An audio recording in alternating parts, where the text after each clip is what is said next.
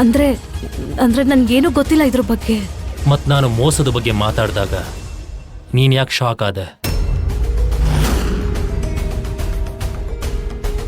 ಅಂದ್ರೆ ನಾನು ಏನ್ ಹೇಳಕ್ ಬರ್ತಿದ್ದೀನಿ ಅಂದ್ರೆ, ಪೂಜಾ ಅವರಮ್ಮ ಈ ಪರಿಸ್ಥಿತಿಯಲ್ಲಿ ಇದ್ರೂ ಕೂಡ ನಿಮ್ಮ ಮತ್ತೆ ಪೂಜಾ ಅವ್ರ ಮದ್ವೆನಲ್ಲಿ ಪೂಜಾಗೆ ಈ ಮದ್ವೆಯಿಂದ ಏನೋ ಮೋಸ ಆಗಿದೆ ಅಂತ ಹೇಳ್ತಾ ಇದ್ರು.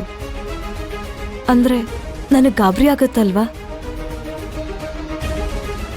ಪೂಜಾ ಸಂಬಂಧ ನಿಮಗ್ ಮಾತ್ರ ಅಲ್ಲ, ನನ್ಗೂ ಸಂಬಂಧ ಇದೆ.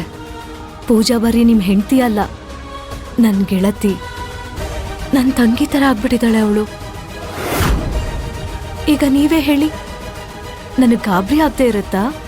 ನಾನು ಅನ್ಕೊಂಡಿದ್ದೆ ಬಹುಶಃ ನಿನಗೇನಾದ್ರೂ ಗೊತ್ತಿರಬಹುದು ಅಂತ.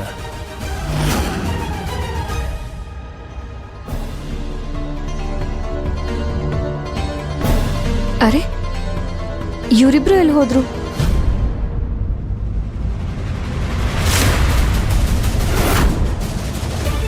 ಒಂದೊಂದ್ಸರಿ ಮನುಷ್ಯ ಪ್ರಜ್ಞೆ ಇಲ್ದಲೇ ಇದ್ದಾಗ ಏನ್ ಮಾತಾಡ್ತಾನೆ, ಏನ್ ಹೇಳ್ತಾನೆ ಅವ್ರಿಗೆ ಏನೂ ಗೊತ್ತಾಗೋದಿಲ್ಲ. ಗೊತ್ತಿಲ್ಲ ನಿರ್ಮಲಮ್ಮ ಅವರು ಏನ್ ಹೇಳಕ್ ಹೊರಟಿದ್ದಾರೆ ಅಂತ.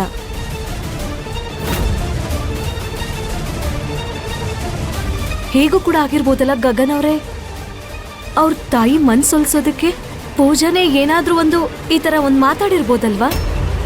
ನನ್ನ ಮಾತಿನ ಅರ್ಥ, ಪೂಜಾರಮ್ಮ ಅವಳ ಜೊತೆ ಸ್ವಲ್ಪ ಬೇಜಾರಾಗಿರ್ಬೋದಲ್ವಾ?